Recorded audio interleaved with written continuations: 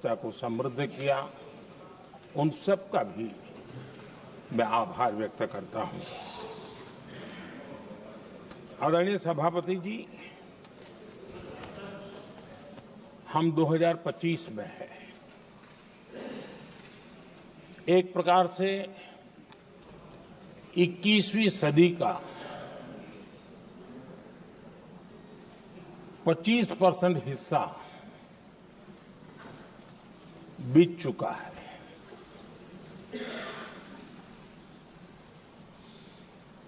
समय तय करेगा 20वीं सदी के आजादी के बाद और 21वीं सदी के प्रथम 25 साल में क्या हुआ, कैसा हुआ।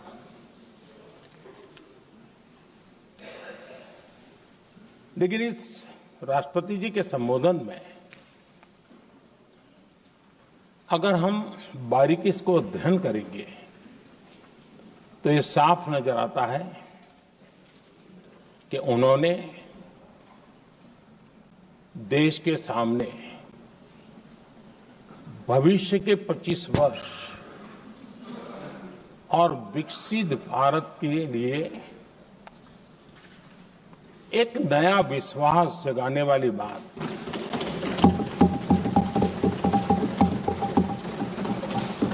एक प्रकार से आदरणीय राष्ट्रपति जी का ये उद्बोधन विकसित भारत के संकल्प को मजबूती देने वाला है, नया विश्वास पैदा करने वाला है और जन सामान्य को प्रेरित करने वाला है। आदरणीय सभापति जी, सारे अध्ययन बार बार ये कह चुके हैं कि गत 10 वर्ष में देश की जनता ने हमें सेवा करने का मौका दिया। 25 करोड़ देशवासी गरीबी को परास्त करके गरीबी से बाहर निकले।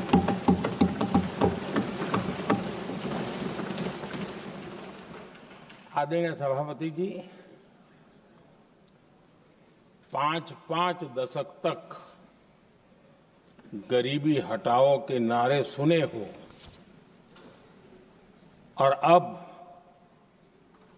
25 करोड़ गरीब गरीबी को परास्त करके बाहर निकले, ऐसे ही नहीं हो।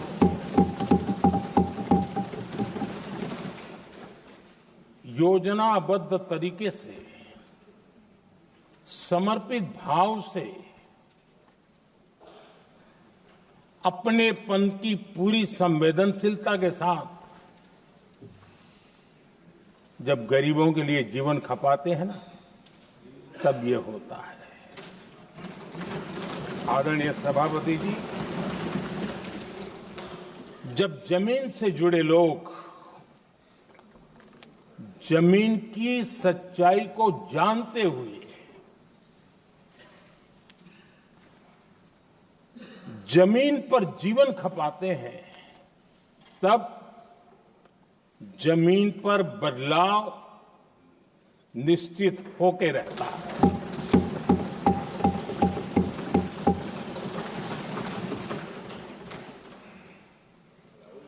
आदरणीय सभापति जी, हमने गरीब को झूठे नारे नहीं, हमने सच्चा विकास दिया।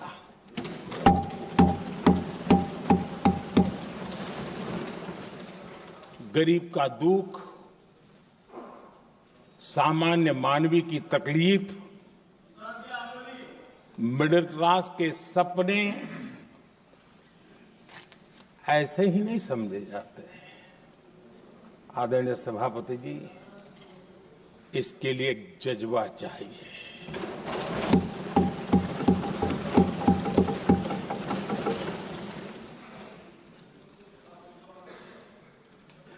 और मुझे दुख के साथ कहना है कि कुछ लोगों में ये है ही नहीं।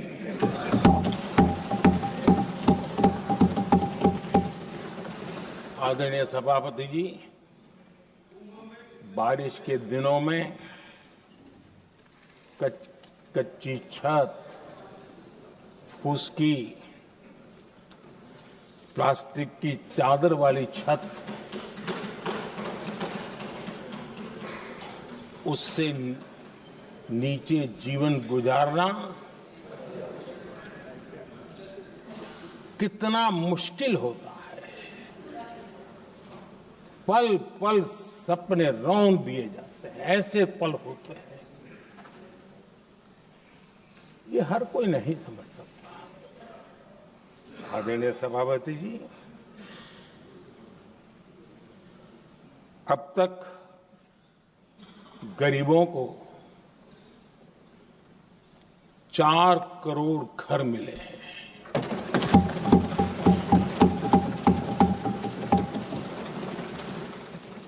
जिसने उस जिंदगी को जिया है ना, उसे समझ होती है कि पक्की छत वाला घर मिलने का मतलब क्या होगा। आदरणीय सभापति जी, एक महिला जब खुले में शौच जाने के लिए मजबूर हो जाती है, वो या तो सूर्योदय के पहले या सूर्यास्त के बाद, कठिनाइयों के झेलने के बाद इस छोटा सा अपना नित्य कर्म करने के लिए निकल सकती है। तब उसे क्या तकलीफ होती थी, ऐसे लोग समझ नहीं सकते। आदरणीय सभापति जी, हमने 12 करोड़ से ज्यादा शौचालय बनाकर बहनों बेटियों की मुश्किलें दूर की।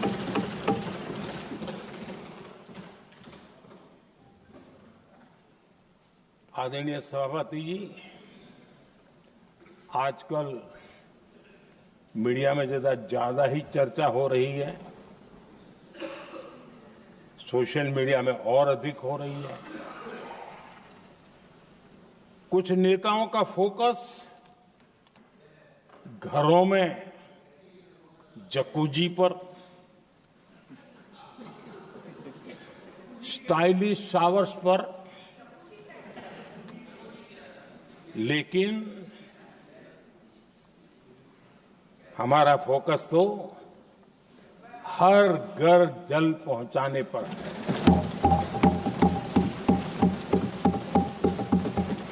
आजादी के 75 साल के बाद देश में 75% करीब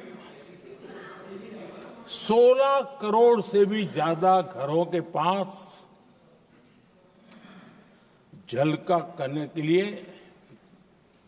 नल का कनेक्शन नहीं था। हमारी सरकार ने 5 साल में 12 करोड़ परिवारों को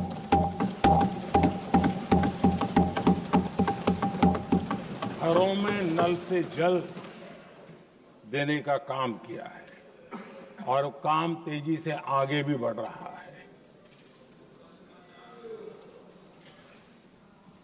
आदरणीय सभापति जी, हमने गरीबों के लिए इतना काम किया और इसके कारण आदरणीय राष्ट्रपति जी ने अपने अभिभाषण में इसका विस्तार से वर्णन किया है। जो लोग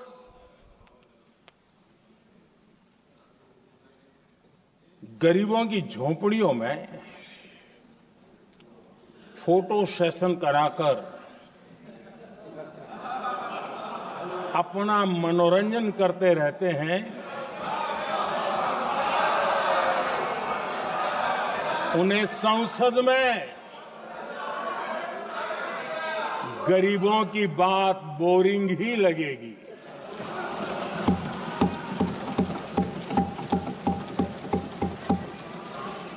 आदरणीय सभापति जी, मैं उनका गुस्सा समझ सकता हूं।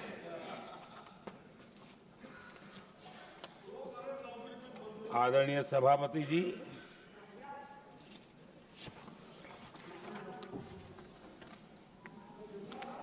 समस्या की पहचान करना एक बात है, लेकिन अगर जिम्मेवारी है तो समस्या की पहचान कर करके छूट नहीं सकते। उसके समाधान के लिए समर्पित भाव से प्रयास करना होता है। हमने देखा है और पिछले 10 साल के हमारे काम को देखा होगा और राष्ट्रपति जी के अभिभाषण में भी देखा होगा। हमारा प्रयास समस्या की समाधान का रहता है और हम समर्पित भाव से प्रयास करते हैं। आदरणीय सभापति जी, हमारे देश में एक प्रधानमंत्री हुआ करते थे।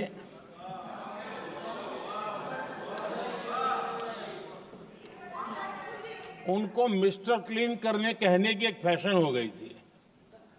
उस प्रधानमंत्री जी को मिस्टर क्लीन कहने की फैशन हो गई थी। उन्होंने एक समस्या को पहचाना था और उन्होंने कहा था कि दिल्ली से 1 रुपया निकलता है तो गांव में 15 पैसा पहुंचता है। अब उस समय तो पंचायत से लेकर पार्लियामेंट तक एक ही पार्टी का राज था। पंचायत से पार्लियामेंट तक एक ही पार्टी का राज था और उस समय उन्होंने सार्वजनिक रूप से कहा था कि 1 रुपया निकलता है 15 पैसा पहुंचता है। बहुत गजब की हाथ सफाई थी।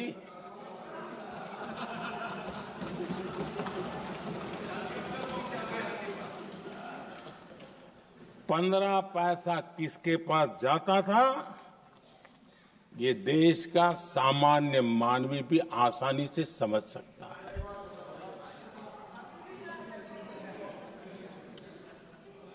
आदरणीय सभापति जी, देश ने हमें अवसर दिया, हमने समाधान खोजने का प्रयास किया। हमारा मॉडल है बचत भी विकास भी। जनता का पैसा जनता के लिए। हमने जनधन, आधार, मोबाइल की जेम ट्रिनिटी बनाई और डीबीटी से डायरेक्ट बेनिफिट ट्रांसफर ये देना शुरू किया। आदरणीय सभापति जी, हमारे कार्यकाल में हमने 40 लाख करोड़ रुपया सीधा जनता जनार्दन के खाते में जमा किया। आदरणीय सभापति जी, इस देश का दुर्भाग्य देखिए, सरकारें कैसी चलाई गई, किसके लिए चलाई गई। माननीय सदस्य, मैं सबसे आपसे आग्रह कर रहा हूं, आप सदन की गरिमा बनाए रखें।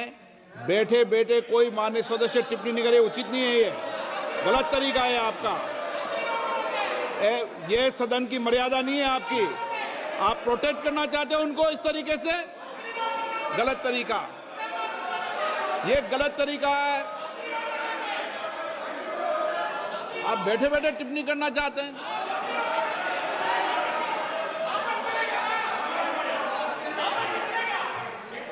आदरणीय सभापति जी,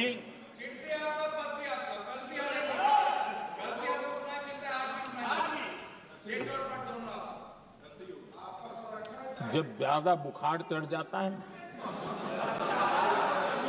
तब लोग कुछ भी बोलते हैं, लेकिन इसके साथ साथ ज्यादा हताशा निराशा फैल जाती है, तब भी बहुत कुछ बोलते हैं। आदरणीय सभापति जी, जिनका जन्म नहीं हुआ था, जो भारत की इस धरती पर अवतरित नहीं हुए थे, ऐसे 10 करोड़ फर्जी लोग सरकारी खजाने से अलग अलग योजनाओं का फायदा ले रहे थे। आदरणीय सभापति जी, सही को अन्याय न हो इसलिए राजनीतिक फायदा नुकसान की परवाह किए बिना हमने इन 10 करोड़ फर्जी नामों को हटाया और असली लाभार्थियों को खोज खोज करके उन तक मदद पहुंचाने का अभियान चलाया। आदरणीय सभापति जी, ये 10 करोड़ फर्जी लोग जब हटे और भिन्न भिन्न योजनाओं का हिसाब लगाएं तो करीब करीब 3 लाख करोड़ रुपया गलत हाथों से जाने से बच गए। मैं हाथ किसका था ये नहीं कह रहा हूं, गलत हाथों से। आदरणीय सभापति जी, हमने सरकारी खरीद में भी टेक्नोलॉजी का भरपूर उपयोग किया, ट्रांसपेरेंसी लाए और जेम पोर्टल, जो आज राज्य सरकारें भी उसका उपयोग कर रही है, जेम पोर्टल से जो खरीदी हुई, उससे आमतौर पर जो खरीदी होती है उससे कम पैसों में खरीदी हुई और सरकार के 1,15,000 करोड़ रुपए की बचत हुई।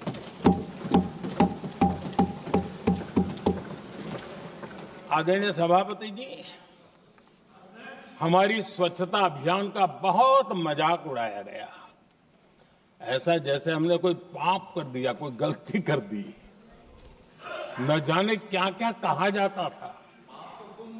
लेकिन आज मुझे संतोष से कहना है कि इन सफाई के कारण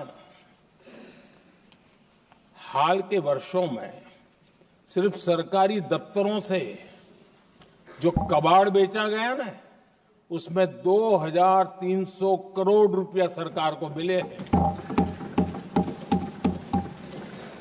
महात्मा गांधी ट्रस्टीशिप के सिद्धांत की बात करते थे। वो कहते थे कि हम ट्रस्टी हैं, ये संपत्ति जनता जनार्दन की है और इसलिए हम पाई पाई को एक ट्रस्टीशिप के सिद्धांत के आधार पर बचाने की और सही जगह पर उपयोग करने का प्रयास करते हैं। और तब जाकर के स्वच्छता अभियान से कबाड़ बेचकर 2,300 करोड़ रुपया देश की सरकार के खजाने में आ रहा है।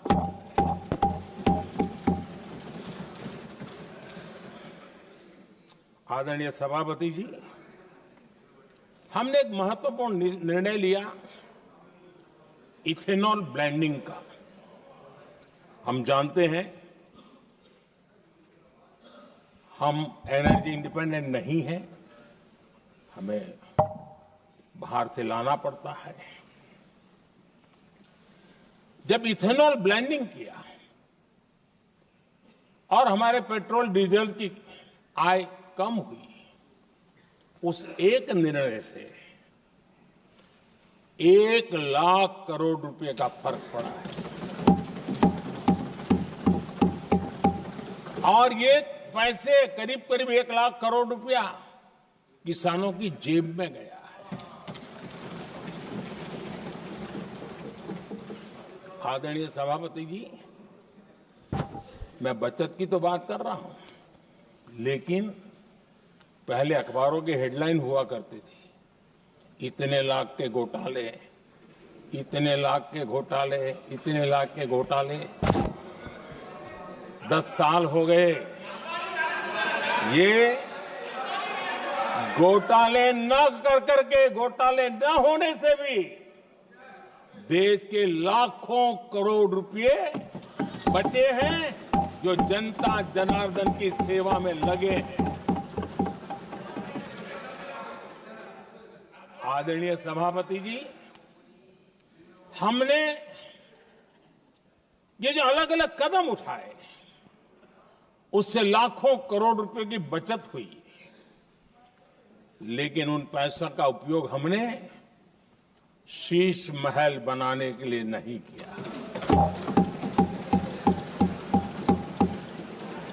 इसका उपयोग हमने देश बनाने के लिए किया है। इंफ्रास्ट्रक्चर का बजट 10 साल पहले 1,80,000 करोड़ था, हमारे आने से पहले। आदरणीय सभापति जी, आज 11 लाख करोड़ रुपया इंफ्रास्ट्रक्चर का बजट। और इसलिए राष्ट्रपति जी ने भारत की नींव कैसी मजबूत हो रही है, इसका वर्णन इसमें किया है। रोड हो, हाईवे हो, रेलवे हो, ग्राम सड़क हो, इन सभी कामों के लिए विकास की एक मजबूत नींव रखी गई है। आदरणीय सभापति जी, सरकारी खजाने में बचत हुई वो तो एक बात है, और वो करना भी चाहिए, जैसा मैंने ट्रस्टीशिप की बात कही। लेकिन हमने इस बात पर भी ध्यान रखा है कि जन सामान्य के उनको भी बचत का लाभ मिलना चाहिए। योजनाएं ऐसी हो ताकि जनता को भी बचत हो। और आपने देखा होगा, आयुष्मान भारत योजना, बीमारी के कारण सामान्य मानवी को जो खर्च होता था, अब तक जिन लोगों ने इसका बेनिफिट लिया है, उसी के हिसाब से मैं कहता हूं कि करीब करीब देशवासियों का आयुष्मान योजना का बेनिफिट लेते के कारण जो खर्चा उनको अपने जेब से करना पड़ता, वैसे 1,20,000 करोड़ रुपया जनता जनार्दन के बचे हैं।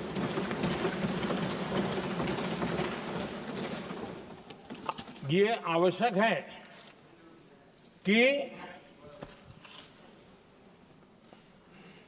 अब जैसे जन औषधि केंद्र, आज मध्यम वर्ग के परिवार में 60-70 साल उम्र के परिवार के स्वजन हो तो स्वाभाविक है कोई न कोई बीमारी आ ही जाती है। दवाई का खर्चा भी होता है, दवाएं महंगी भी होती है। हमने जब से जन औषधि केंद्र खोले हैं, जिसमें 80% डिस्काउंट होता है, और उसके कारण जिन परिवारों ने इन जन औषधि केंद्रों से दवाइयां ली हैं, उनके करीब करीब 30,000 करोड़ रुपए दवाई को खर्चा बचा।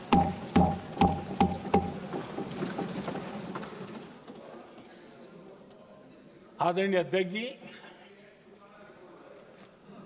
यूनिसेफ का भी अनुमान है, उनका कहना है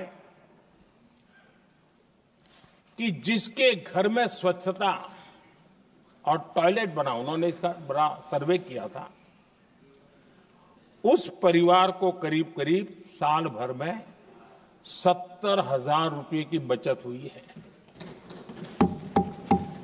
स्वच्छता अभियान कहो, टॉयलेट बनाने का काम कहो, शुद्ध जल पहुंचाने का काम करो, कितना बड़ा फायदा हमारे सामान्य परिवार को हो रहा है। आदरणीय अध्यक्ष जी, नल से जल, मैंने प्रारंभ में उसका उल्लेख किया। WHO की एक रिपोर्ट आई है। WHO का कहना है कि नल से जल शुद्ध पानी मिलने के कारण उन परिवारों में जो अन्य बीमारियों के खर्चे होते थे, औसत 40,000 रुपया परिवार का बचा है।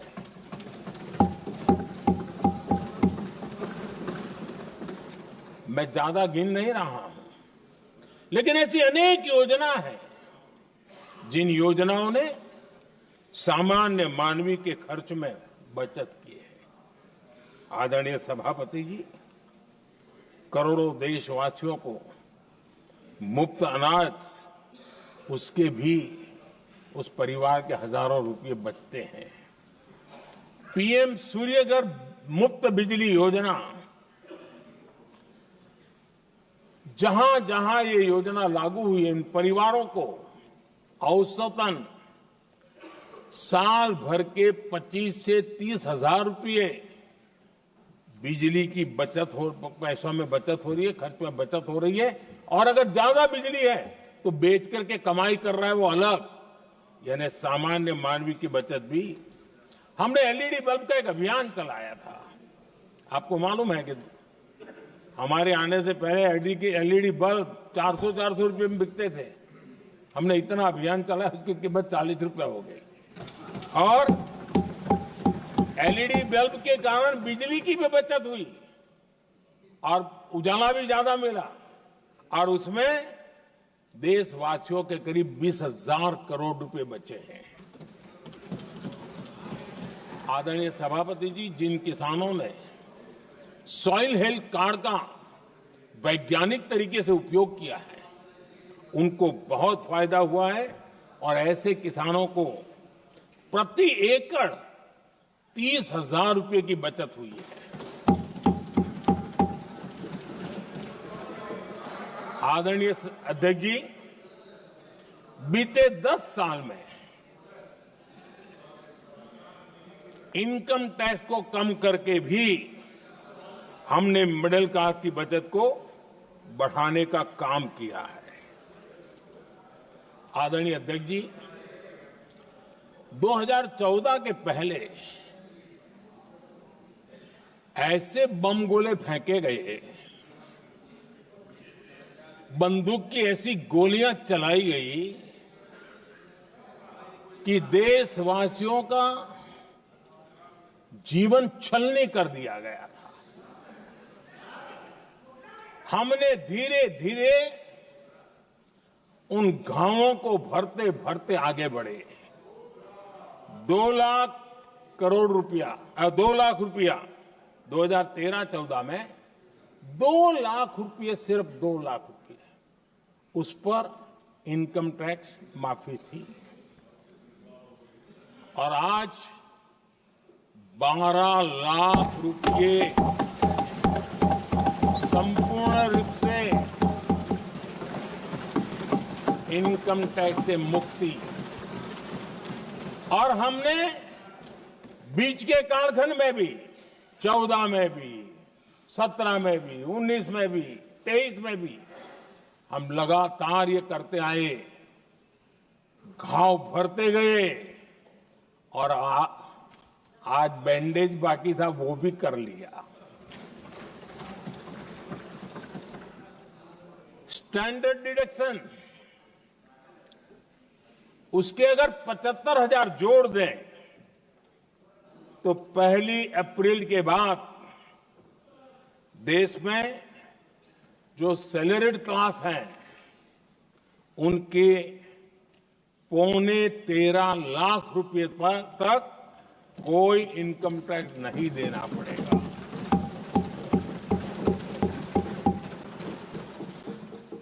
आदरणीय सभापति जी, आप जिस समय युवा मोर्चा में काम करते थे, तब एक बात आप सुनते होंगे, पढ़ते भी होंगे। एक प्रधानमंत्री आए दिन 21वीं सदी बोला करते थे। एक प्रकार से रट गया था, तकिया कलाम जैसा हो गया था, तो बोलते थे 21वीं सदी। जब इतनी बार बोला जाता था तो उस समय टाइम्स ऑफ इंडिया में आर के लक्ष्मण ने एक बड़ा शानदार कार्टून बनाया था।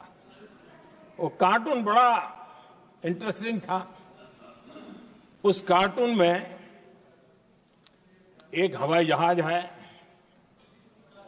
एक पायलट है। अब उन्होंने पायलट क्यों पसंद किया वो तो मुझे मालूम नहीं। कुछ पैसेंजर बैठे थे और हवाई जहाज एक ठेले पे रखा हुआ था और मजदूर ठेले को धक्का मार रहे थे और 21वीं सदी लिखा हुआ था। वो कार्टून उस समय तो मजाक लग रहा था, लेकिन आगे चल करके वो सच सिद्ध हो गया। आदरणीय अध्यक्ष जी, ये कटाक्ष था जमीनी सच्चाई से। तब के प्रधानमंत्री कितने कटे उठे थे और हवाई बातों में लगे हुए थे, इसका वो जीता जागता प्रदर्शन करने वाला कार्टून है।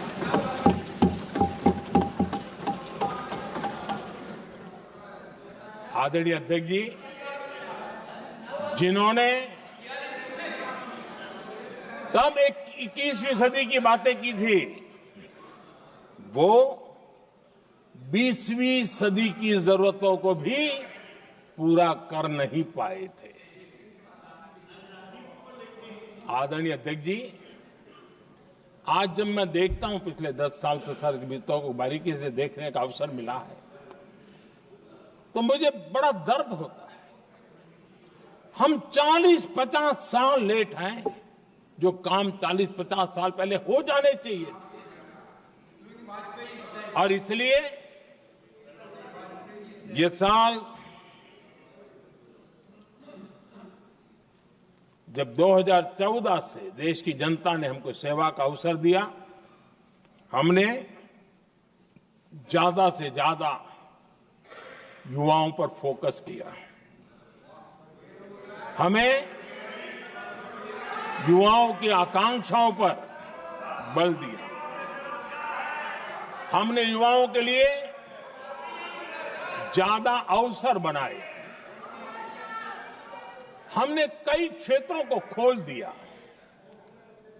और जिसके कारण हम देख रहे हैं देश के युवा अपने सामर्थ्य का परचम लहरा रहे हैं।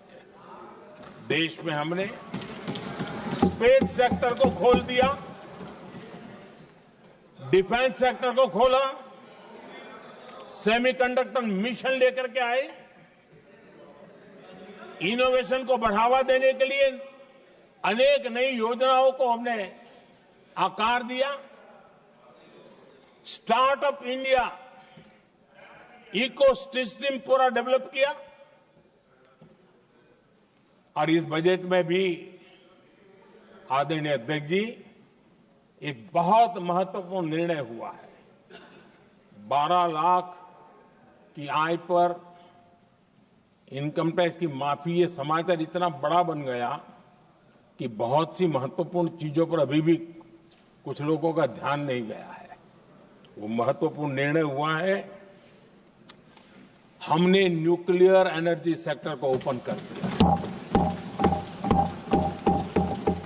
और इसके दूरगामी सकारात्मक प्रभाव और परिणाम देश को देखने के लिए मिलने वाले हैं। आदरणीय अध्यक्ष ji, AI, 3D printing, robotics, virtual reality की चर्चा हम तो गेमिंग का भी महात्मा क्या होता है इसके लिए भी प्रयास करने वाले लोगों में से।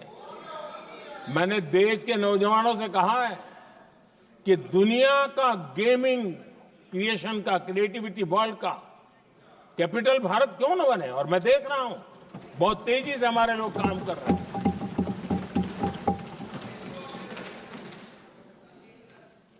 कुछ लोगों को अब जब एआई की बात होती है, कुछ लोगों को अब ये शब्द फैशन में है तो बोला जाता है लेकिन मेरे लिए सिंगल एआई नहीं है, डबल एआई। भारत की डबल ताकत है। एक एआई आर्टिफिशियल इंटेलिजेंस, दूसरा एआई एस्पिरेशनल इंडिया।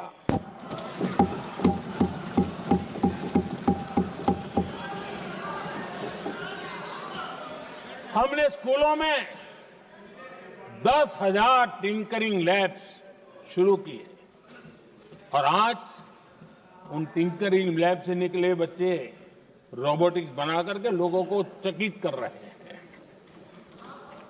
और इस बजट में 50,000 नए टिंकरिंग लैब्स उसका प्रावधान किया गया।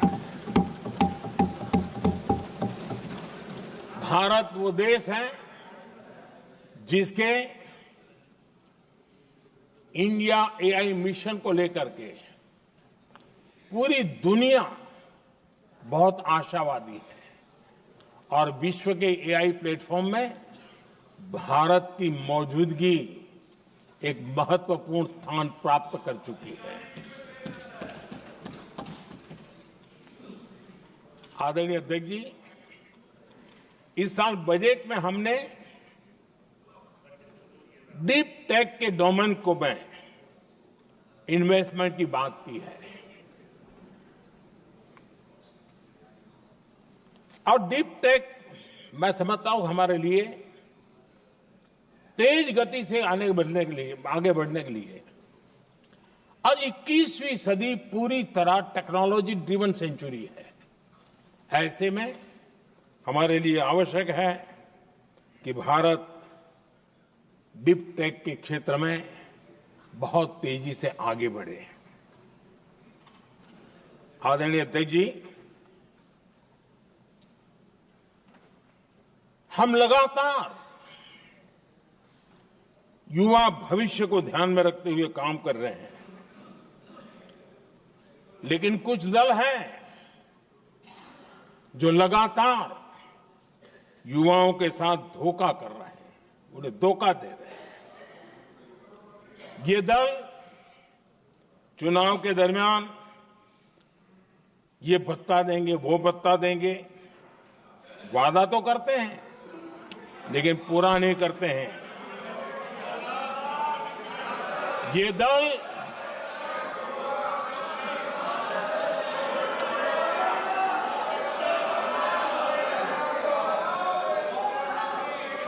प्लीज माननीय सदस्य गरिमा प्रतिष्ठा बनाए रखें।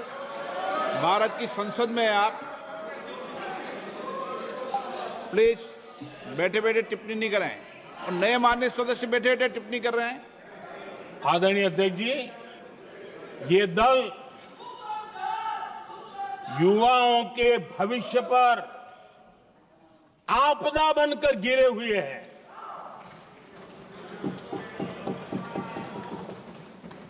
आदरणीय अध्यक्ष जी, हम कैसे काम करते हैं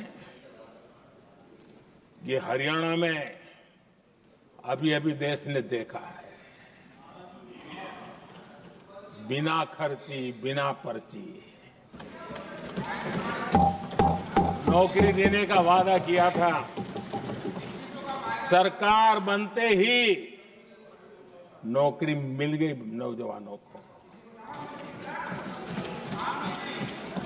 हम जो कहते हैं उसी का परिणाम है।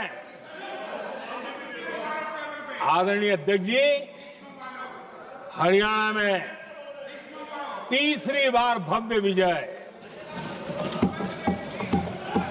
और हरियाणा में के इतिहास में तीसरी बार विजय, ये अपने आप में ऐतिहासिक घटना है।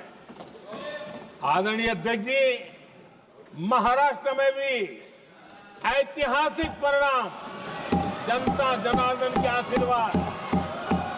महाराष्ट्र के इतिहास में सत्ता पक्ष के पास इतनी सीटें पहली बार, ये जनता जनार्दन के आशीर्वाद से हम करके आए हैं।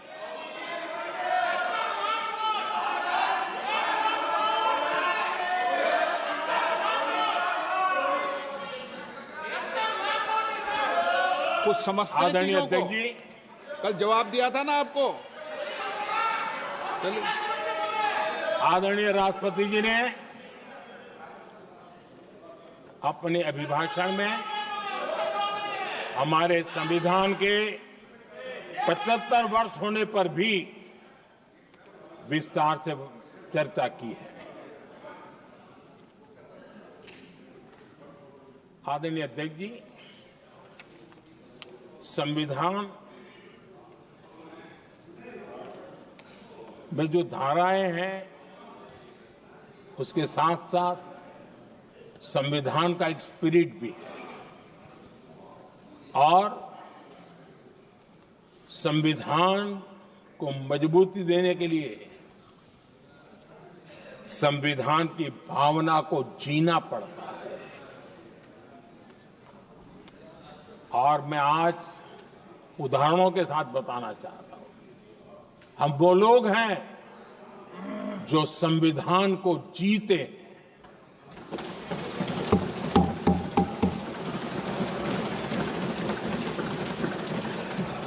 आदरणीय अध्यक्ष महोदय, हमारे यहां ये बात सही है, परंपरा है कि राष्ट्रपति जी जब उद्बोधन करते हैं तो उस सरकार के उस साल के कार्यकाल का ब्यौरा देते हैं। उसी प्रकार से राज्यों में गवर्नर का जो उद्बोधन होता है सदन में, वो उस राज्य के कार्यकलापों का ब्यौरा देते हैं। संविधान और लोकतंत्र का स्पिरिट क्या होता है? जब गुजरात के 50 वर्ष हुए, गोल्डन जुबली ईयर मना रहे थे और सद्भाग्य से मुझे उस समय मुख्यमंत्री के रूप में सेवारत था मैं, तो हमने एक महत्वपूर्ण निर्णय किया। हमने किया इस गोल्डन जुबली ईयर में पिछले 50 वर्ष में सदन में जितने भी गवर्नर के भाषण हुए हैं, मतलब उस समय की सरकारों का ही वाहवाही उसमें होती है, हमने कहा कि उन 50 साल में जितने भी गवर्नर के भाषण हुए हैं सबको ही एक पुस्तक के रूप में तैयार किया जाए, ग्रंथ बनाया जाए और आज सभी लाइब्रेरीज में वो ग्रंथ अवेलेबल है। मैं तो बीजेपी वाला था, गुजरात में तो ज्यादातर कांग्रेस की सरकारें रही थी, उन सरकारों के गवर्नर के भाषण थे, लेकिन उसको भी प्रसिद्ध कराने का काम भाजपा से बना एक मुख्यमंत्री कर रहा था। क्यों? हम संविधान को जीना जानते हैं, हम संविधान को समर्पित हैं, हम संविधान के स्पिरिट को समझते हैं। आदरणीय अध्यक्ष जी, आप जानते हैं 2014 में जब हम आए तब मान्य विपक्ष नहीं था, रिकॉग्नाइज्ड अपोजिशन पार्टी नहीं थी, उतने अंक भी लेकर के कोई नहीं आए थे। भारत के अनेक कानून ऐसे थे कि हमें पूरी स्वतंत्रता थी उस कानून के हिसाब से काम करने की। अनेक कमेटियां ऐसी थी जिसमें लिखा था लीडर्स ऑफ अपोजिशन उसमें आएंगे, लेकिन अपोजिशन था ही नहीं, रिकॉग्नाइज अपोजिशन नहीं था। ये हमारा संविधान जीने का स्वभाव था, ये हमारा संविधान का स्पिरिट था, ये हमारी लोकतंत्र की मर्यादाओं का पालन करने का इरादा था। हमने तय किया कि भले मान्य विपक्ष नहीं होगा, रिकॉग्नाइज अपोजिशन नहीं होगा, लेकिन जो सबसे बड़े दल का सब नेता है उसको मीटिंगों में बुलाएंगे।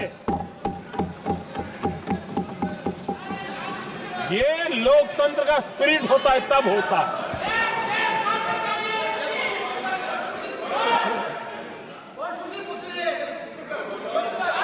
चुनाव आयोग की कमेटियां, आदरणीय अध्यक्ष जी, पहले तो प्रधानमंत्री फाइल करके निकालते थे, ये हम हैं जिसने अपोजिशन के लीडर को भी उस कमेटी में बिठाया है।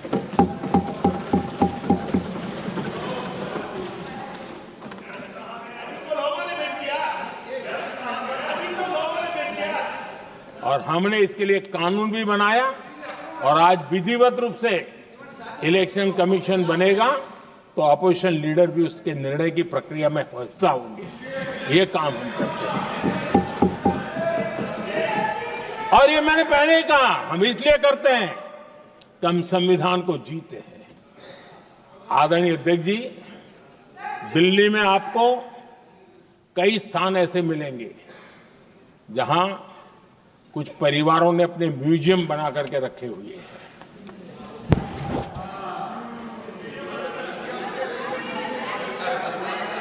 जनता जनार्दन के पैसों से काम हो रहा है। लोकतंत्र का स्पिरिट क्या होता है, संविधान को जीना किसको कहते हैं, हमने पीएम म्यूजियम बनाया और देश के पहले से लेकर के मेरे पूर्व तक के सभी प्रधानमंत्रियों के जीवन को और उनके कार्य को उस पीएम म्यूजियम बनाया गया है। और मैं तो चाहूंगा कि पीएम म्यूजियम में जो जो महापुरुष है उनके परिवारजनों ने समय निकाल करके उस म्यूजियम को देखना चाहिए और उसमें कुछ जोड़ने के लगता है तो सरकार का ध्यान आकर्षित करना चाहिए ताकि वो म्यूजियम समृद्ध हो और देश के बालकों को प्रेरणा। ये होता है संविधान की भावना। अपने लिए तो सब करते हैं, खुद के लिए जीने वालों की जमात बहुत छोटी नहीं है। संविधान के लिए जीने वाले यहां बैठे हैं।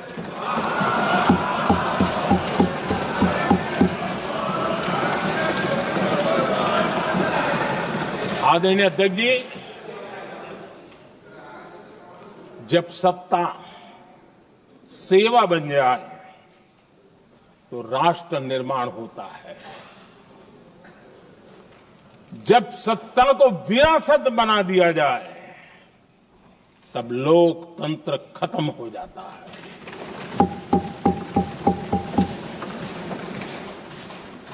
आदरणीय अध्यक्ष जी, हम संविधान की भावना को लेकर के चलते हैं, हम जहर की राजनीति नहीं करते हैं।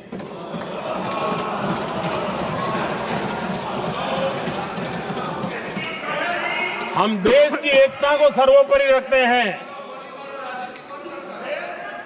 और इसलिए सरदार वल्लभ भाई पटेल का दुनिया का सबसे ऊंचा स्टैच्यू बनाते हैं और स्टैच्यू ऑफ यूनिटी देश को जोड़ने का जिस महापुरुष ने काम किया उसका हम स्मरण करते हैं। और वो भाजपा के नहीं थे, वो जनसंघ के नहीं थे।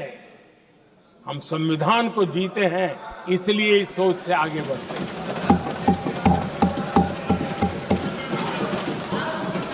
आदरणीय अध्यक्ष जी, ये देश का दुर्भाग्य है कि आजकल कुछ लोग अर्बन नक्सल की भाषा खुलेआम बोल रहे हैं।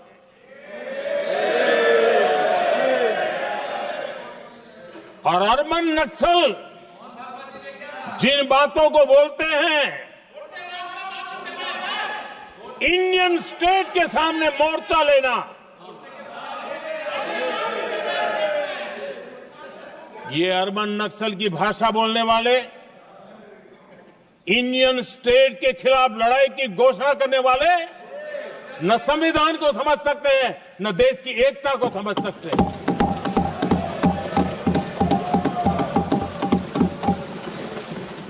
आदरणीय अध्यक्ष जी, 7 दशक तक जम्मू एंड कश्मीर और लद्दाख उसे संविधान के अधिकारों से वंचित रखा गया।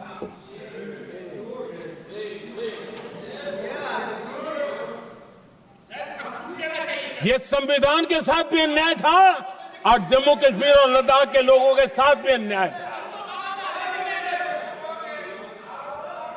हमने आर्टिकल 370 की दीवार गिरा दी। अब जम्मू कश्मीर और लद्दाख के उन राज्यों को देशवासियों को जो अधिकार हैं, वो अधिकार उनको मिल रहे हैं। और संविधान का महात्म्य हम जानते हैं। संविधान की भावना को जीते हैं, इसलिए ऐसे मजबूत निर्णय भी हम करते हैं। आदरणीय अध्यक्ष जी, हमारा संविधान हमें भेदभाव करने का अधिकार नहीं देता है। जो लोग संविधान को जेब में लेकर के जीते हैं, उनको पता नहीं है कि आपने मुस्लिम महिलाओं को कैसी मुसीबतों में जीने के लिए मजबूर कर दिया था। हमने ट्रिपल तलाक का खात्मा कर करके संविधान की भावना के अनुरूप मुस्लिम बेटियों को हक देने का काम किया है, समानता का अधिकार दिया है।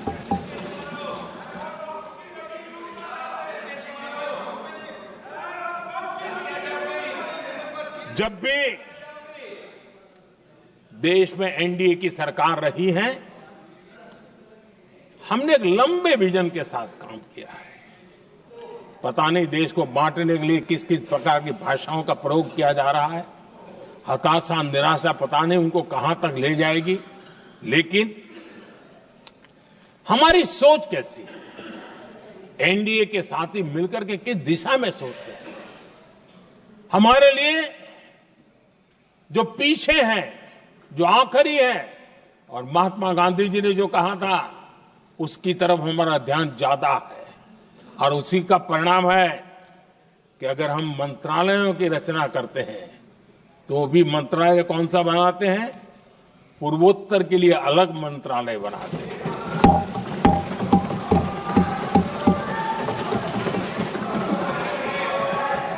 हम देश में इतने साल हो गए, अटल जी आए तब तक किसी को समझ नहीं आया था। भाषण तो देते रहते हैं। आदिवासियों के लिए अलग मंत्रालय एनडीए ने बनाया। आदरणीय अध्यक्ष जी, हमारे दक्षिण के राज्य समुद्री तट से जुड़े हैं। हमारे पूर्व के कई राज्य समुद्री तट से जुड़े हैं। वहां के समाज में फिशरीज का काम और फिशरमैन की संख्या बहुत बड़ी तादाद में है। उनका भी ख्याल रखना चाहिए। और जमीन के भीतर के छोटे पानी के जो इलाके रहते हैं, वहां भी फिशरमैन के रूप में काम करने वाले समाज के आखिरी तबके के लोग हैं। ये हमारी सरकार है जिन्हें फिशरीज के लिए अलग मंत्रालय बनाया।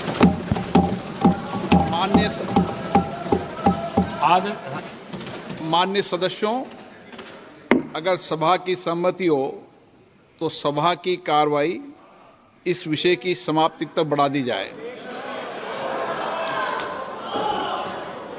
माननीय प्रधानमंत्री जी। आदरणीय अध्यक्ष जी,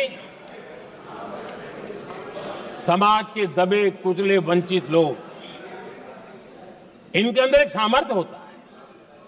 अगर स्किल डेवलपमेंट पर बल दिया जाए तो उनके लिए नए अवसर बन सकते हैं, उनकी आशा आकांक्षा के अनुरूप जिंदगी बना सकते हैं।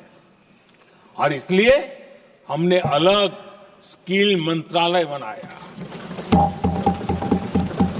आदरणीय अध्यक्ष जी, देश में लोकतंत्र का पहला धर्म होता है कि हम सत्ता को सामान्य से सामान्य नागरिक तक उसका अवसर मिले।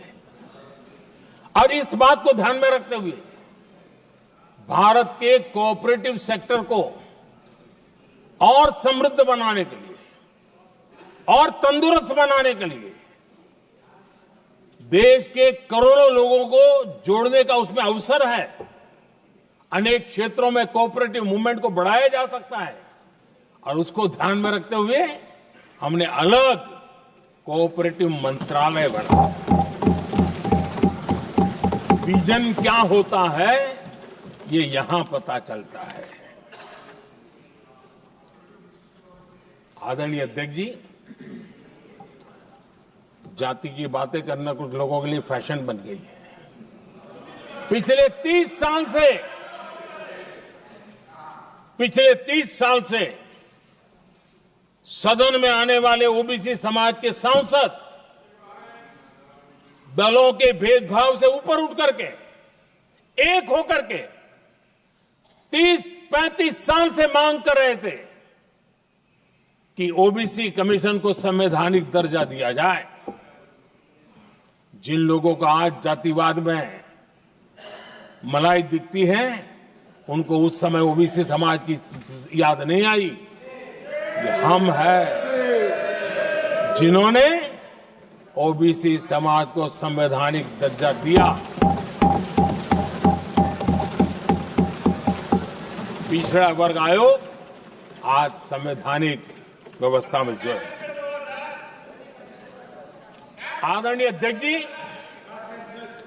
हर सेक्टर में एससी, एसटी, ओबीसी को ज्यादा से ज्यादा अवसर मिले, उस दिशा में हमने बहुत मजबूती के साथ काम किया है। मैं आज इस सदन के माध्यम से देशवासियों को उनके सामने एक अहम सवाल रखना चाहता हूं। और अध्यक्ष महोदय, जरूर देशवासी मेरे इस सवाल पर चिंतन भी करेंगे और चौराहे पर चर्चा भी करेंगे। कोई मुझे बताएं, क्या एक ही समय में संसद में एससी वर्ग के एक ही परिवार के 3 सांसद कभी हुए हैं क्या? एससी वर्ग के एक ही परिवार के 3 सांसद कभी भी हुए क्या?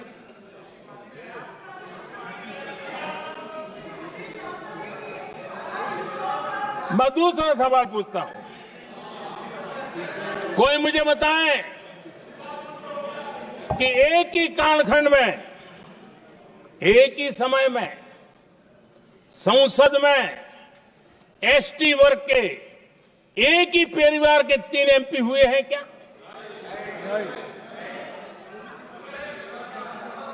आदरणीय अध्यक्ष जी, कुछ लोगों की वाणी और व्यवहार में कितना फर्क होता है, मेरे एक सवाल के जवाब में मिलता है।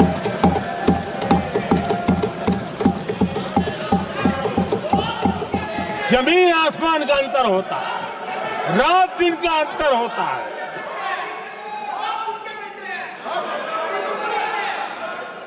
आदरणीय अध्यक्ष जी, हम एससी एसटी समाज को कैसे सशक्त कर रहे हैं? आदरणीय अध्यक्ष जी, समाज में तनाव पैदा किए बिना एकता की भावना को बरकरार रखते हुए समाज के वंचितों का कल्याण कैसे किया जाता है, इसका मैं एक उदाहरण देता हूं। 2014 में 2014 से पहले हमारे देश में मेडिकल कॉलेजों की संख्या 387 थी। 2014 के पहले मेडिकल कॉलेज की संख्या 387 थी। आज 780 मेडिकल कॉलेज हैं।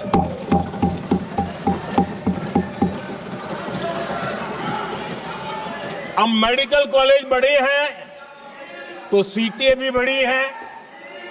ये बहुत महत्वपूर्ण एंगल है आदरणीय अध्यक्ष जी। और इसलिए कॉलेजें बड़ी हैं, सीटें भी बड़ी हैं। 2014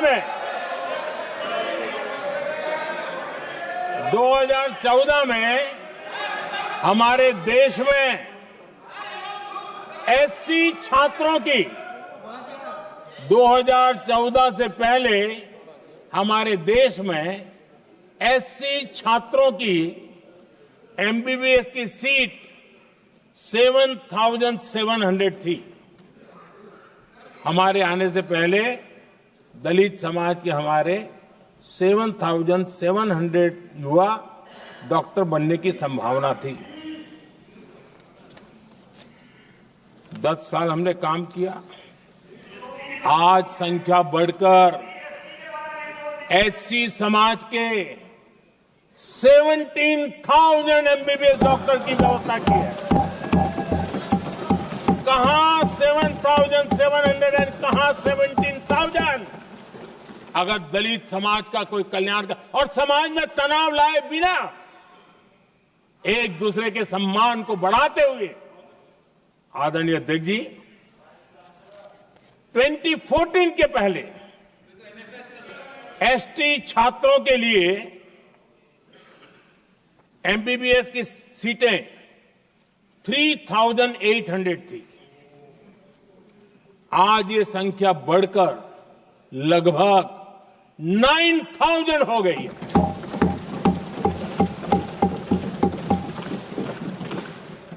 ट्वेंटी 14 के पहले ओबीसी के छात्रों के लिए एमबीबीएस में 14,000 से भी कम, 14,000 से भी कम सीटें थी। आज इनकी संख्या लगभग 32,000 हो गई है। ओबीसी समाज के 32,000 एमबीबीएस डॉक्टर बनेंगे। आदरणीय अध्यक्ष महोदय, पिछले 10 साल में हर सप्ताह एक नई यूनिवर्सिटी बनी है। हर दिन एक नई आईटीआई बनी है। हर 2 दिन में एक नया कॉलेज खुला है। सोचिए, एससी, एसटी, ओबीसी हमारे युवा युवतियों के लिए कितनी वृद्धि हुई है, इसका आप अंदाज लगा सकते हैं। आदरणीय अध्यक्ष जी, हम हर योजना के पीछे लगे हैं 100% सिचुएशन, 100% उसको लागू करें। उसके जो भी लाभार्थी हैं वो उसमें छूट न जाए, उस दिशा में हम काम कर रहे हैं। पहले ताकि हम चाहते हैं कि जिसका हक है उसको मिलना चाहिए। अगर योजना है, उसका हक है, तो उस तक पहुंचना चाहिए। 1 रुपया और 15 पैसा वाला खेल नहीं चल सकता। लेकिन कुछ लोगों ने क्या किया, मॉडल ही ऐसा बनाया कि कुछ ही लोगों को दो, औरों को तड़पाओ और तुष्टीकरण की राजनीति करो। देश विकसित भारत बनाने के लिए तुष्टीकरण से मुक्ति पानी होगी। हमने रास्ता चुना है संतुष्टीकरण, तुष्टीकरण नहीं, संतुष्टीकरण। और उस रास्ते पर हम चले हैं। हर समाज, हर वर्ग के लोगों को बिना भेदभाव के जो उसके हक का है वो उसको मिलना चाहिए। ये है संतुष्टीकरण। और मेरे हिसाब से जब मैं 100% सैचुरेशन की बात करता हूं तो उसका मतलब होता है एक असल में सामाजिक न्याय है, ये असल में सेकुलरिज्म है और असल में ये संविधान का सम्मान है। आदरणीय अध्यक्ष जी, संविधान की भावना है सबको बेहतर स्वास्थ्य मिले। और आज कैंसर डे भी है। देश भर में और दुनिया भर में आज हेल्थ को लेकर के काफी चर्चा भी हो रही है। लेकिन कुछ लोग हैं जो गरीब को, बुजुर्गों को आरोग्य की सेवाएं देने मिले उसमें अड़ंगे डाल रहे हैं, और वो भी अपने राजनीतिक स्वार्थ के कारण। आज आयुष्मान से देश के 30,000 अस्पताल जुड़े हैं और अच्छे स्पेशलाइज्ड प्राइवेट अस्पताल जुड़े हैं, जहां आयुष्मान कार्ड वाले को मुफ्त इलाज मिलता है। लेकिन कुछ राजनीतिक दलों ने अपने संकुचित मानस के कारण, कुनीतियों के कारण गरीबों के लिए इन अस्पतालों के दरवाजे बंद करके रखे हुए हैं, और इसका नुकसान कैंसर के मरीजों को उठाना पड़ा है। पिछले दिनों पब्लिक हेल्थ जर्नल लैंसेट की स्टडी आई है। उसका कहना है कि आयुष्मान योजना से समय पर कैंसर का इलाज शुरू हो रहा है। सरकार कैंसर की जांच कराने के संबंध में बहुत ही गंभीर है, क्योंकि जितना जल्दी जांच हो, जितना जल्दी ट्रीटमेंट शुरू हो, हम कैंसर पेशेंट को बचा सकते हैं।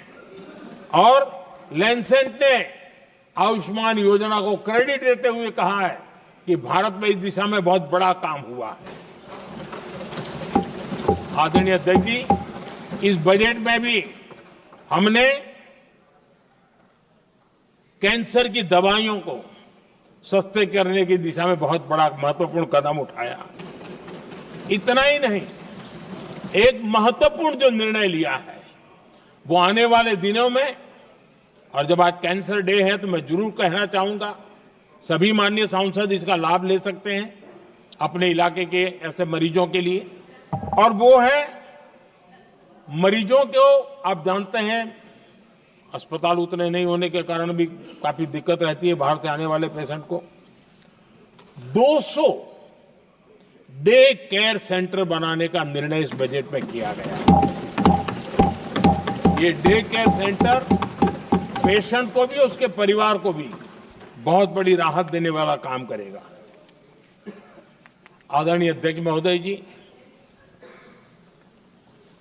राष्ट्रपति जी के भाषण की चर्चा के समय यहां विदेश नीति की भी चर्चा हुई, और कुछ लोगों को लगता है जब तक फॉरेन पॉलिसी नहीं बोलते तब तक वो मैच्योर नहीं लगते, इसलिए उनको लगता है फॉरेन पॉलिसी तो बोलना चाहिए फिर भले ही देश का नुकसान हो जाए। मैं ऐसे लोगों को जरा कहना चाहता हूं, अगर उन्हें सच में फॉरेन पॉलिसी सब्जेक्ट में रुचि है और फॉरेन पॉलिसी को समझना है और आगे जाकर के कुछ करना भी है, ये मैं शशि जी के लिए नहीं कह रहा हूं तो मैं ऐसे लोगों को कहूंगा, एक किताब जरूर पढ़ें। हो सकता है उनको बहुत फिर कहां क्या बोलना उतनी समझ हो जाएगी। वो किताब का नाम है JFK's forgotten crisis. JF Kennedy की बात है। JFK's फॉरगॉटन क्राइसिस नाम की किताब है। ये किताब एक प्रसिद्ध फॉरेन पॉलिसी स्कॉलर ने लिखी है, और इसमें महत्वपूर्ण घटनाओं का जिक्र है। इस किताब में भारत के पहले प्रधानमंत्री, और वो विदेश नीति को भी नेतृत्व करते थे, इस किताब में पंडित नेहरू और अमेरिका के तब के राष्ट्रपति जॉन एफ कैनेडी के बीच हुई चर्चाओं और निर्णयों का भी विस्तार से वर्णन है। जब देश ढेर सारी चुनौतियों का सामना कर रहा था, तब विदेश नीति के नाम पर क्या खेल हो रहा था, उस किताब के माध्यम से सामने आ रहा है। और इसलिए मैं कहूंगा कि जरा ये किताब पढ़िए। आदरणीय अध्यक्ष जी, गोरा है, गोरा है, गोरा है। अब मत बोलो।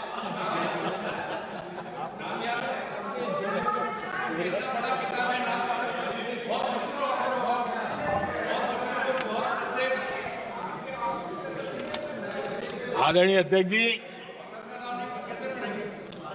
राष्ट्रपति जी के अभिभाषण के बाद एक महिला राष्ट्रपति जी, एक गरीब परिवार की बेटी, उनका सम्मान न कर सके, आपकी मर्जी, लेकिन क्या क्या कहकर उनको अपमानित किया जा रहा है।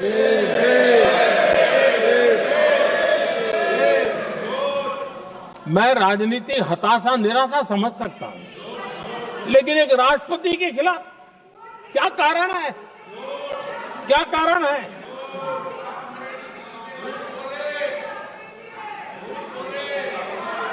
आदरणीय अध्यक्ष जी, आज भारत इस प्रकार की विकृत मानसिकता को छोड़ करके, उस सोच को छोड़ करके विमेन लेड डेवलपमेंट के मंत्र को लेकर के आगे बढ़ रहा है। अगर आधी आबादी उसको अगर पूरा अवसर मिले तो भारत 2 गुनी रफ्तार से आगे बढ़ सकता है, और ये मेरा विश्वास है। 25 साल से इस क्षेत्र में काम करने के बाद मेरा विश्वास और दृढ़ हुआ है। आदरणीय अध्यक्ष जी, पिछले 10 साल में सेल्फ हेल्प ग्रुप्स अब तक 10 करोड़ नई महिलाएं एसएचजी में जुड़ी है, और ये महिलाएं वंचित परिवारों से, ग्रामीण बैकग्राउंड से, समाज के अंतिम पायदान पर बैठी इन महिलाओं का सामर्थ्य बढ़ा, उनका सामाजिक स्तर भी ऊपर उठा, और सरकार ने इनकी मदद 20 लाख रुपए तक बढ़ा दी है, ताकि वो इस काम को आगे बढ़ा सके। उनकी कार्यक्षमता बढ़े, उसका स्केल बढ़े, उस दिशा में हम प्रयास कर रहे हैं, और उसका आज ग्रामीण अर्थव्यवस्था पर बहुत ही सकारात्मक प्रभाव हो रहा है। आदरणीय अध्यक्ष जी, राष्ट्रपति जी ने अपने अभिभाषण में लखपति दीदी अभियान की चर्चा की है। हमारी नई सरकार तीसरी बार बनने के बाद अब तक जो जानकारियां रजिस्टर हुई है, उस हिसाब से 50 लाख से ज्यादा लखपति दीदी की जानकारी हम तक पहुंची है। और जब से मैंने इस योजना को आगे बढ़ाया है, अब तक करीब करीब 1.25 करोड़ महिलाएं लखपति दीदी बनी हैं, और हमारा लक्ष्य है कि हम 3 करोड़ महिलाओं को लखपति दीदी बनाएंगे, और इसके लिए आर्थिक कार्यक्रमों का बल दिया जाएगा। आदरणीय अध्यक्ष जी, आज देश के अनेक गांवों में ड्रोन दीदी की चर्चा हो रही है। एक मनोवैज्ञानिक परिवर्तन गांवों में आया है। महिला के हाथ में ड्रोन चलाते हुए देख के गांव के लोगों का महिला के प्रति देखने का नजरिया बदल रहा है, और आज नमो ड्रोन दीदी खेतों में काम कर करके लाखों रुपया कमाने लगी हैं।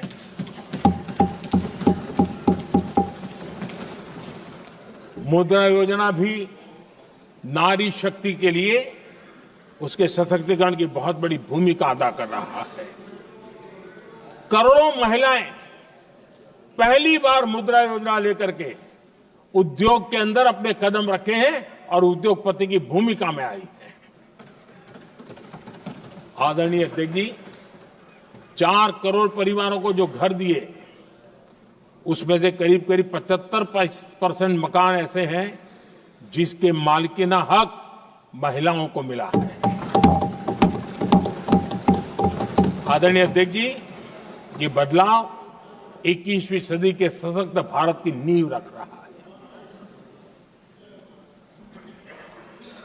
आदरणीय अध्यक्ष जी, विकसित भारत का लक्ष्य ग्रामीण अर्थव्यवस्था, उसको सशक्त बिना किए बिना हम विकसित भारत का निर्माण नहीं कर सकते। और इसलिए रूरल इकोनॉमी के हर क्षेत्र को हमने स्पर्श करने का प्रयास किया है। और हम जानते हैं रूरल इकोनॉमी में खेती किसानी का बहुत महत्व रहता है। विकसित भारत के 4 स्तंभों में हमारा किसान एक मजबूत स्तंभ है। बीते दशक में खेती के बजट में 10 गुना वृद्धि की गई है, 10 टाइम। 2014 के बाद की बात मैं बताता हूं, और ये बहुत बड़ा जंप है। आदरणीय अध्यक्ष जी, आज जो लोग यहां किसान की बातें करते हैं, 2014 से पहले यूरिया मांगने पर लाठी पड़ती थी, रात रात कतारों में खड़ा रहना पड़ता था। और वो जमाना था जब खाद किसानों के नाम पर निकलती थी, लेकिन खेत में नहीं पहुंचती थी, कहीं और ही काले बाजारी में, और 1 रुपया 15 पैसा वाला हाथ की सफाई का खेल चलता था। आज किसान को पर्याप्त खाद मिल रही है। कोविड का महासंकट आया, सारी सप्लाई चेन डिस्टर्ब हो गई, दुनिया में अनाप शनाप दाम बढ़ गए, और परिणाम ये हुआ कि क्योंकि हम यूरिया पर डिपेंडेंट हैं, हमें बाहर से लाना पड़ता है। आज भारत सरकार को जो बोरा यूरिया का 3000 रुपए में पड़ता है, सरकार ने वो झेला और किसान को 300 से भी कम कीमत पर दिया है, 300 रुपए से कम। किसान को ज्यादा से ज्यादा फायदा हो, इसके लिए लगातार हम काम कर रहे हैं। आदरणीय अध्यक्ष जी, किसानों को सस्ती खाद मिले, इस एक काम के लिए पिछले 10 साल में 12 लाख करोड़ रुपया खर्च किया गया है।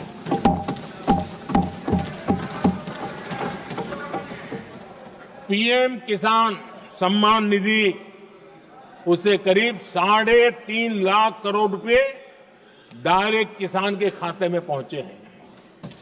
हमने रिकॉर्ड एमएसपी भी बढ़ाया और पहले की तुलना में बीते दशक में 3 गुना अधिक हमने खरीदी की है।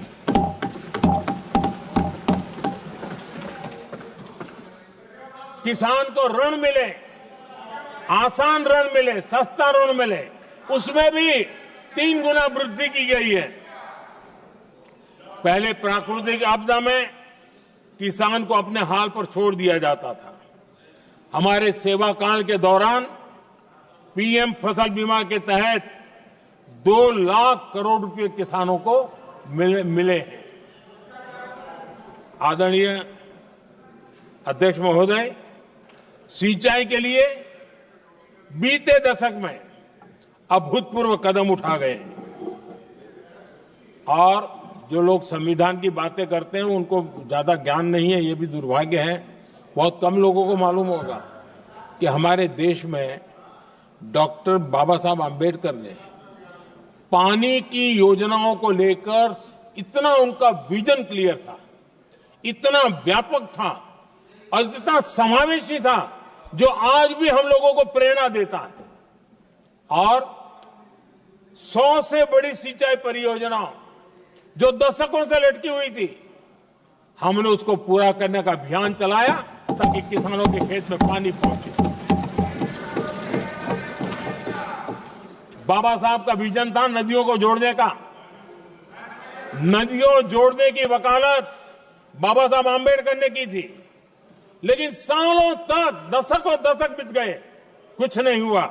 आज हमने केन बेतवा लिंक प्रोजेक्ट और पार्वती काली सिंह चंबल लिंक प्रोजेक्ट पर काम शुरू कर दिया।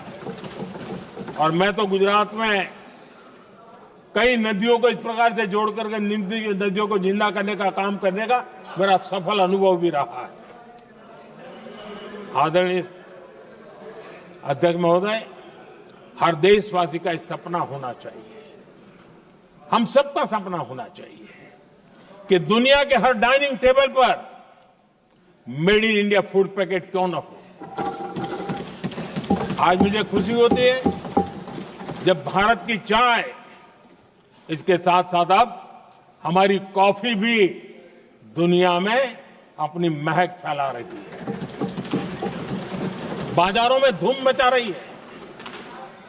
इवन हमारा टर्मरिक कोविड के बाद सबसे ज्यादा मांग बढ़ी है।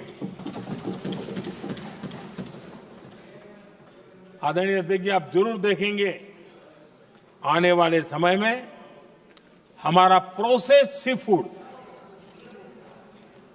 और जिसको लेकर कुछ लोगों को पता नहीं कब क्यों दर्द हुआ, बिहार का मखाना दुनिया में पहुंचने वाला है।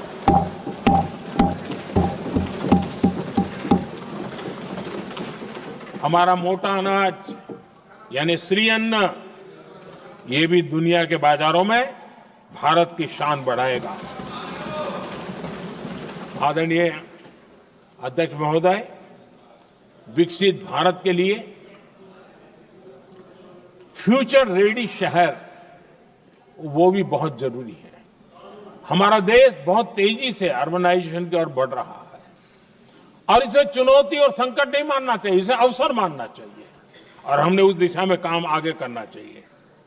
इंफ्रास्ट्रक्चर का विस्तार अवसरों का प्रसार होता है।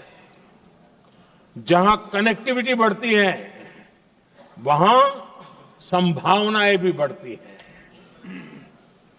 दिल्ली यूपी को जोड़ने वाली पहली नमो रेल,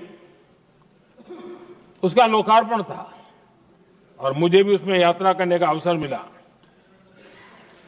ऐसी कनेक्टिविटी, ऐसा इंफ्रास्ट्रक्चर भारत के सभी प्रमुख शहरों को पहुंचे, ये हमारी आने वाले दिनों की जरूरत है और हमारी दिशा है।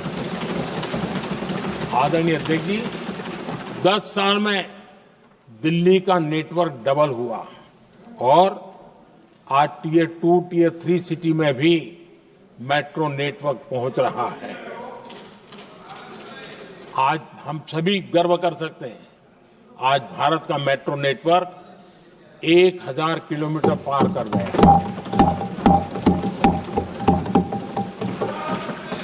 और इतना ही नहीं, वर्तमान में 1000 किलोमीटर और उस पर भी काम चल रहा है। यानी हम कितना तेजी से आगे बढ़ रहे हैं। आदरणीय अध्यक्ष जी, प्रदूषण को कम करने की दिशा में भी कई इनिशिएटिव भारत सरकार ने लिए। 12,000 इलेक्ट्रिक बस हमने देश में दौड़ाना शुरू किया है और दिल्ली को भी बड़ी सेवा करी है, हमने दिल्ली को भी दिया है। आदरणीय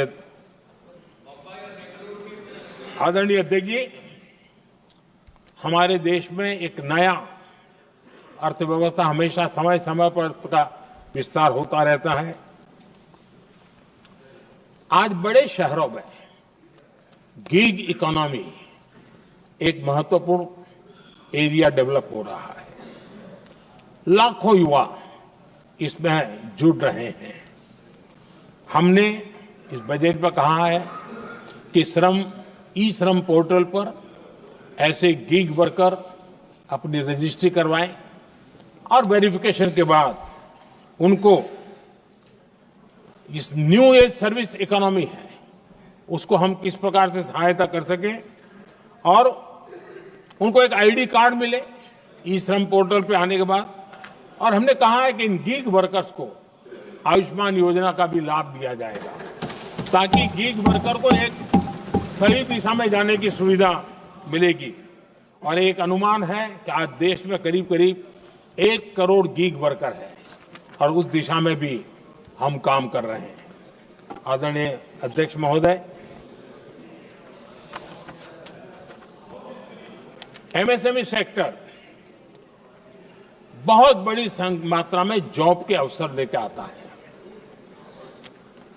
और ये ऐसा क्षेत्र है कि जिसमें रोजगार की अपार संभावनाएं हैं। ये छोटे उद्योग आत्मनिर्भर भारत के प्रतीक है। देश की अर्थव्यवस्था में हमारा एमएसएमई सेक्टर बहुत बड़ा योगदान दे रहा है। हमारी नीति साफ है, एमएसएमई को सरलता, सहूलियत और संबल, एक ऐसा क्षेत्र है जिसमें रोजगार की संभावना है। और इस बार हमने मिशन मैन्युफैक्चरिंग उस पर बल दिया है और एक मिशन मोड में हम मैन्युफैक्चरिंग सेक्टर मतलब कि एमएसएमई को बल देना और एमएसएमई के माध्यम से अनेक नौजवानों को रोजगार देना और स्किल डेवलपमेंट से रोजगार के लिए नौजवानों को तैयार करना, ऐसे पूरी इकोसिस्टम को हम बल देते हुए आगे बढ़ रहे हैं। एमएसएमई सेक्टर में सुधार के लिए कई पहलुओं पर हमने काम शुरू किया है। एमएसएमई के लिए क्राइटेरिया 2006 में बनाया गया था, उसे अपडेट नहीं किया गया। पिछले 10 वर्षों में इस क्राइटेरिया में हमने 2 बार अपग्रेडेशन करने का प्रयास किया और इस बार एक बहुत बड़ा जंप लगाया है। पहली बार 2020 में, दूसरी बार इस बजट में हमने एमएसएमई को आगे बढ़ाने का प्रयास किया है। हर तरफ उनको आर्थिक सहायता दी जा रही है। एमएसएमई के सामने चुनौती फॉर्मल फाइनेंशियल रिसोर्सेज की कमी की रही है। कोविड के संकट के काल में एमएसएमई को एक विशेष बल दिया गया। हमने खिलौना उद्योग उसको एक विशेष बल दिया। हमने कपड़ा उद्योग को विशेष बल दिया। उनको कैश फ्लो की कमी नहीं होने दी और बिना किसी गारंटी को लोन दिया। हजारों उद्योगों में लाखों नौकरियों की संभावनाएं बनी और नौकरियां सुरक्षित भी हुई। छोटे उद्योग, उनके लिए customise credit card, credit guarantee coverage, उस दिशा में हमने कदम उठाए जिसके कारण वो अपने ईज ऑफ डूइंग बिजनेस को भी बढ़ावा मिले और वो गैर जरूरी नियमों को कम करने के कारण उनका एडमिनिस्ट्रेटिव बोझ जो रहता था, एक आध व्यक्ति को उनको काम पर पैसा देना पड़ता था, वो भी बंद कर दिया गया। एमएसएमई को बढ़ावा देने के लिए जो हमने नई नीतियां बनाई है, आपको खुशी होगी, एक समय था 2014 के पहले खिलौने जैसी चीजें हम इंपोर्ट करते थे।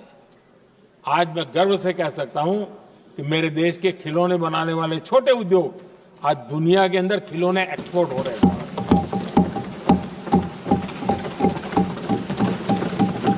और आयात में बहुत बड़ी गिरावट आई है। निर्यात में करीब 239% वृद्धि हुई है। एमएसएमई के जरिए संचालित ऐसे कई सेक्टर्स हैं जो दुनिया भर में अपनी पहचान बना रहे हैं। मेड इन इंडिया कपड़े, इलेक्ट्रॉनिक्स, इलेक्ट्रिकल गुड्स के सामान आज दूसरे देशों के जीवन का हिस्सा बन रहा है। आदरणीय अध्यक्ष जी, विकसित भारत के सपने को पूरा करने के लिए देश आगे बढ़ रहा है और बड़े आत्मविश्वास के साथ आगे बढ़ रहा है। विकसित भारत का सपना ये कोई सरकारी सपना नहीं होता है। वो 140 करोड़ देशवासियों का सपना है और इस सपने को हम सब ने जितनी ऊर्जा दे सकते हैं देने का प्रयास करना है। और दुनिया में उदाहरण है, 20-25 साल के कालखंड में दुनिया के कई देश विकसित बनकर के दिखाया है, तो भारत के पास तो सामर्थ्य अपार है। हमारे पास डेमोग्राफी है, डेमोक्रेसी है, डिमांड है, हम क्यों नहीं कर सकते? इस विश्वास के साथ हमें आगे बढ़ना है और हम भी 2047 जब देश आजाद होगा, तब आजादी के 100 साल होंगे जब, तब हम विकसित भारत बन के रहेंगे। ये सपने लेकर के चलना चाहिए। और आदरणीय अध्यक्ष जी, मैं विश्वास से कहता हूं, हमें और बड़े लक्ष्य पार करने और हम करके रहेंगे। और माननीय अध्यक्ष जी, ये तो अभी हमारी तीसरी ही टर्म है।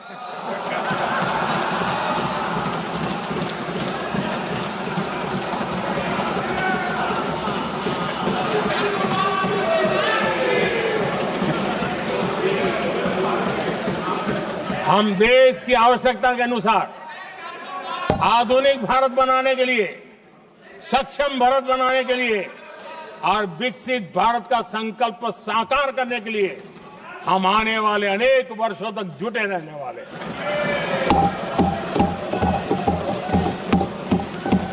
आदरणीय अध्यक्ष जी, मैं सभी दलों से आग्रह करता हूं, सभी नेताओं से आग्रह करता हूं, देशवासियों से आग्रह करता हूं, अपनी अपनी राजनीतिक विचारधाराएं होंगी, अपने अपने राजनीतिक कार्यक्रम होंगे, लेकिन देश से बड़ा कुछ नहीं हो सकता। हम सबके लिए देश सर्वोपरि है और हम मिलकर के विकसित भारत के सपने को, अपना 140 करोड़ देशवासियों का सपना भी अपना सपना, इस सपने को लेकर के चल पड़े। देश विकसित होगा, हमारे बाद की जो पीढ़ियां होगी वो कहेगी कि 2025 में एक संसद ऐसी थी जहां बैठा हुआ हर सांसद विकसित भारत के सपने के लिए पूरा करने के लिए काम कर रहा था। आदरणीय अध्यक्ष जी, मैं राष्ट्रपति जी के अभिभाषण पर अपना धन्यवाद व्यक्त करते हुए आपका भी आभार व्यक्त करता हूं, सदन का भी आभार व्यक्त करता हूं। धन्यवाद। धन्यवाद। प्रस्ताव पर श्री अमरा राम जी, प्रोफेसर सौगत राय जी, श्री एन.के. प्रेमचंद्र जी, सुधाकर सिंह जी, श्री लालजी वर्मा, विशाल दादा, प्रकाश बाबू पाटिल एवं टी सुमिति ने अनेक संशोधन प्रस्तुत किए गए हैं। अब मैं सभी संशोधनों को एक साथ सभा में मतदान के लिए रखता हूं। प्रश्न है कि माननीय सदस्यों द्वारा प्रस्तुत सभी संशोधनों को स्वीकृत किया जाए। जो सदस्य पक्ष में हाँ कहें, जो विरोध में ना कहें, मेरे विचार में निर्णय ना वालों के पक्ष में, ना वालों के पक्ष में संशोधन अस्वीकृत हुआ। अब मैं राष्ट्रपति के अभिभाषण पर धन्यवाद प्रस्ताव को सभा में मतदान के लिए रखता हूं। प्रश्न है कि महामहिम राष्ट्रपति जी की सेवा में निम्नलिखित शब्दों में एक समावेदन प्रस्तुत किया जाए कि सत्र में समवेत लोकसभा के सदस्य राष्ट्रपति जी के उस अभिभाषण को जो उन्होंने 31 अगस्त 2025 को एक साथ समवेत संसद की दोनों सभाओं के समक्ष देने की कृपा की है, उनके लिए हम अत्यंत आभारी हैं। जो सदस्य इसके पक्ष में हाँ कहें, जो विरोध में ना कहें, मेरे विचार में निर्णय हाँ वालों के पक्ष में, निर्णय हाँ वालों के पक्ष में प्रस्ताव स्वीकृत हुआ।